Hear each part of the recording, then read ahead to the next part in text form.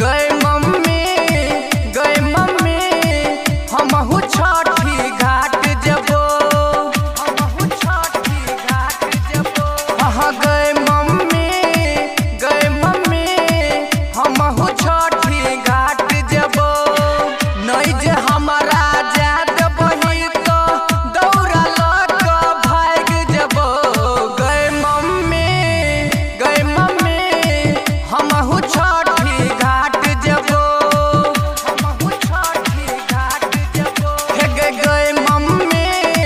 गए मम्मी हमहू छठी घाट जबो।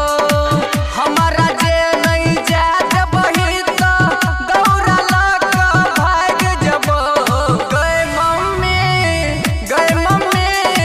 हमहू छठी घाट जबो।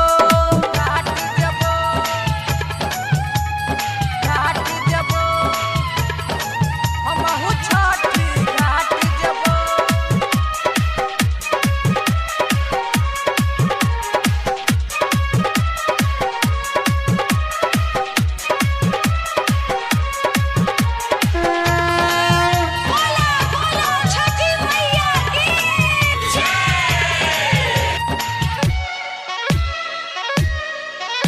अभी आप सुन रहे हैं स्टार सिंगर आर.के. राजा को।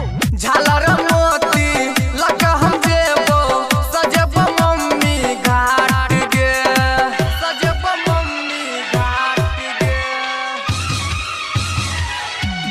हाँ झालर मोती लगा हम जेबो सजब मम्मी घाट गे। भौजी के कही जे तो संगे पकड़ के जेबो हाथ गे। हमारा संगे जे नहीं जेतौ तो साचो कुछो करि लेबो। गए मम्मी हमहू छठी घाट जबो। गए मम्मी हमहू छठी घाट जबो।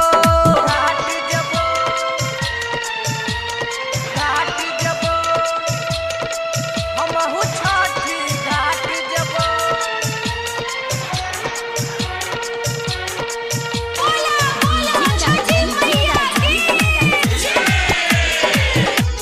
अखन अहाँ सब सुन रहल छी खुटौना से मैथिली म्यूजिक के शानदार प्रस्तुति।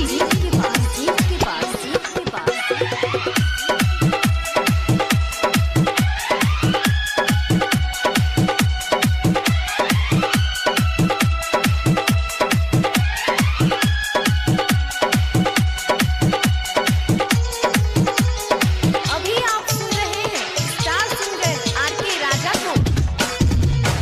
डीजे बजे